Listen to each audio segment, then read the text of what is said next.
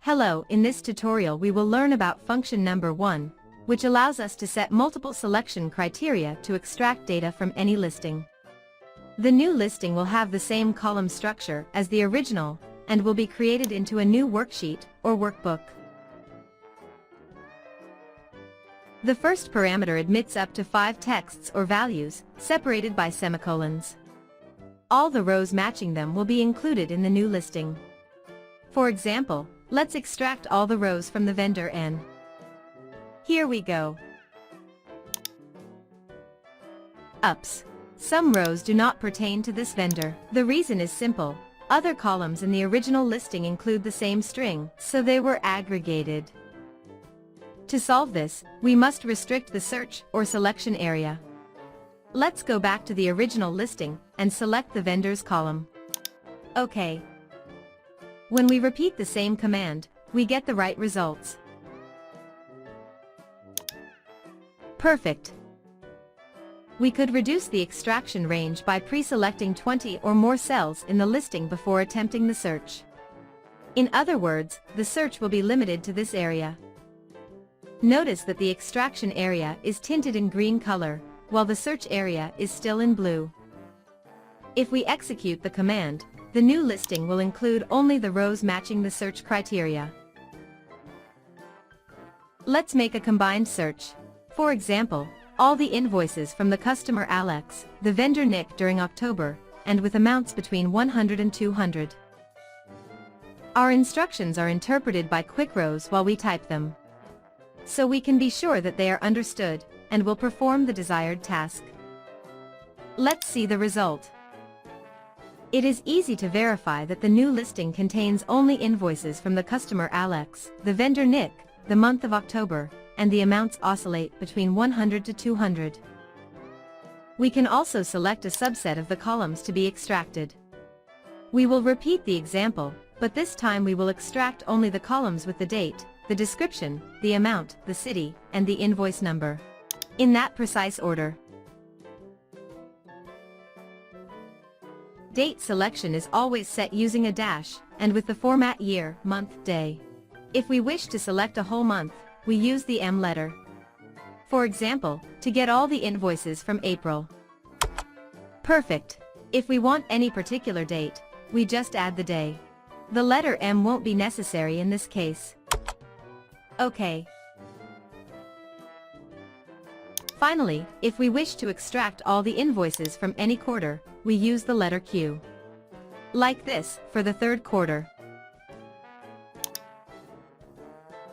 OK. And if we wish to extract all the invoices from the second semester, we use the letter S. Perfect.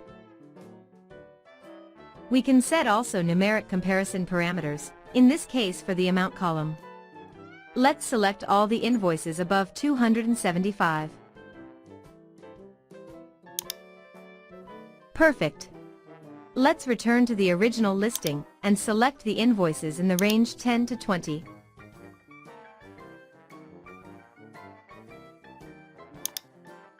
OK. Now, from this new listing, let's extract the invoices above 19. Fantastic. As we can see, parameterization is simple and friendly. Let's take a look at the type of search. In the previous examples, we have been using the N type. It means that all the parameters must be matched to select any row in the listing. However, using the OR type, it will be enough that any of the parameters be matched to select the row. For example, let's select all the rows from the vendors either Nick or Mary.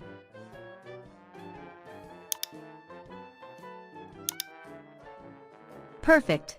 The new listing contains the invoices from both vendors. Now let's try the NOR type. It will exclude the rows containing any of the inserted parameters. If we repeat the previous command with the NOR type activated, all the invoices from them will be omitted. Perfect. The last type is NOT. This means that all the parameters must be matched to omit any row. For example, We will exclude all the invoices from January containing the status OK.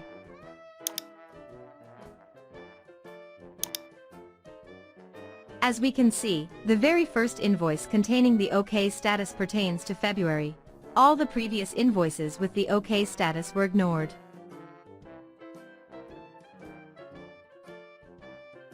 The next parameter allows indicating the search string position with the cell. Let's see an example. The first listing will contain all the rows including the word Xerox.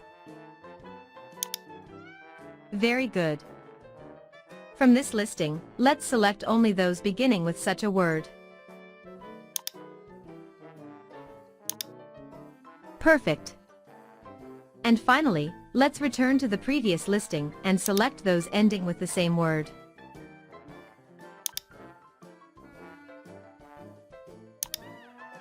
OK.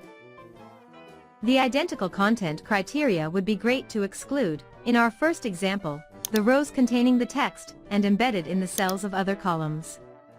Let's try it. Perfect. With the specific task parameter, we could opt for a simple counting or marking of selected rows, instead of creating a new listing.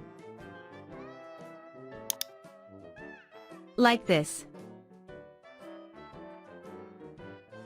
It also allows creating a new listing in a different workbook, which is saved with a new name automatically. OK. As you can imagine, the data selection function is versatile and powerful. We can combine it with other functions inside QuickRows to deliver professional results in seconds. That's it. We will see you in the next tutorial.